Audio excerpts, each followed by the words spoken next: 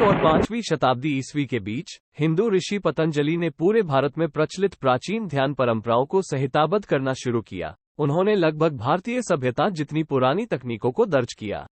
योग सूत्र कहे जाने वाले 196 मैनुअल में इन ग्रंथों ने योग को योग के रूप में परिभाषित किया है या बाहरी वस्तुओं पर ध्यान केंद्रित करने से मन को रोकना है, शुद्ध चेतना की स्थिति तक पहुंचने के प्रयासों में।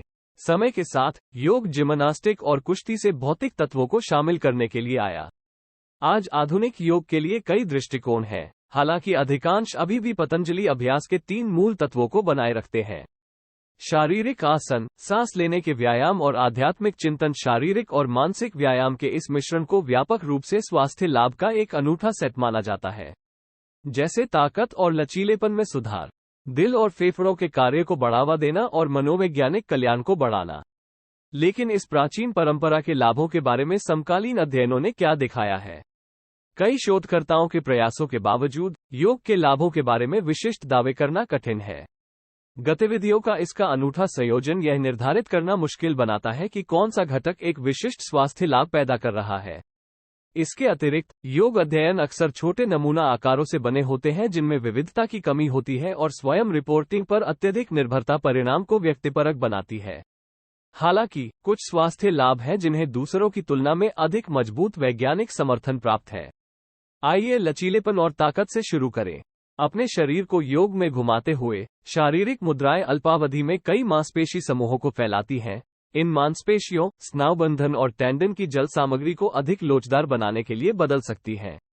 समय के साथ नियमित स्ट्रेचिंग स्टेम सेल को उत्तेजित करत है, जो तब नए मांसपेशी ऊतक और अन्य कोशिकाओं में अंतर करते हैं जो लोचदार कोलेजन उत्पन्न करते हैं। लगातार खिंचाव से मांसपेशियों को संकुचित करने के लिए शरीर की प्राकृतिक पलटा भी कम हो जाती है। लचीलेपन के करतब के लिए आपके दर्द को सहन करने में सुधार होता है।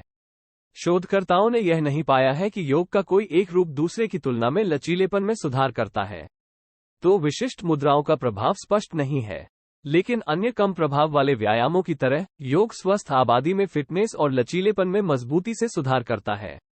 अभ्यास को एक संभावित शक्तिशाली चिकित्सीय उपकरण के रूप में भी दिखाया गया है। विभिन्न प्रकार के पेशीय कंकाल संबंधी विकारों वाले रोगियों को शामिल करने वाले अध्ययनों में योग कम प्रभाव वाले व्यायाम के अन्य रूपों की तुलना में दर्द को कम करने और गतिशीलता में सुधार करने में अधिक सहायक था। मौजूदा व्यायाम दिनचर्या में योग को जोड़ने से पुरानी पीठ के निचले हिस्से में दर्द, संधिशोथ और ऑस्टियोपोरोज जैसी स्थितियों का इलाज करने के लिए ताकत और लचीलेपन में सुधार हो सकता है। शारीरिक व्यायाम और नियमित श्वास का योग मिश्रण फेफड़ों के स्वास्थ्य के लिए समान रूप से चिकित्सीय साबित हुआ है। फेफड़ों के रोग जैसे क्रोनिक ब्रोंकाइटिस, वातस्फीति और अस्थमा रक्त में ऑक्सीजन लाने वाली झिल्ली को कमजोर करते हुए ऑक्सीजन ले जाने वाले मार्ग को सिकोड़ते हैं, लेकिन योग में पाए जाने वाले सांस लेने के व्यायाम मांसपेशियों को आराम देते हैं। उन मार्गों को संकुचित करना और ऑक्सीजन प्रसार में सुधार करना।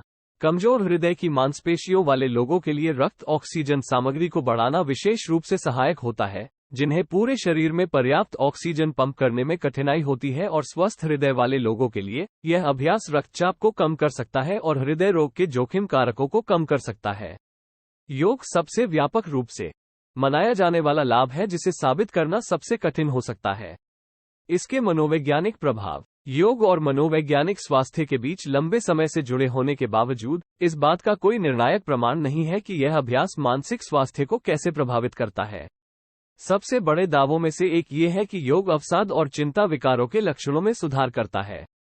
इन स्थितियों का निदान व्यापक रूप से भिन्न होता है, जैसा कि उनकी उत्पत्ति और गंभीरता में होता है। योग प्रभावों को मापना मुश्किल है। हालांकि इस बात के प्रमाण है कि योग तनाव के लक्षणों के साथ साथ ध्यान या विश्राम को कम करने में मदद कर सकता है।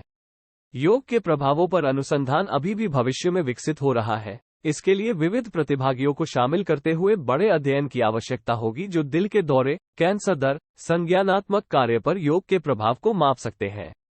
और भी बहुत कुछ, लेकिन अभी के लिए योग अपनी प्राचीन परंपरा को व्यायाम करने, प्रतिबिंबित करने और आराम करने के तरीके के रूप में जारी रख सकता है। हालांकि पसीना कष्टप्रद और बदबूदार हो सकता है। यह आपकी भलाई के लिए आवश्यक है। जब आपका शरीर गर्म होना शुरू करता है, आपका मस्तिष्क आपकी त्वचा में लाखों पसीने की ग्रंथियों को संकेत भेजता है ताकि आपको ठंडा करने में मदद मिल सके। वीडियो अच्छा लगा तो लाइक करो और चैनल को सब्सक्राइब करो।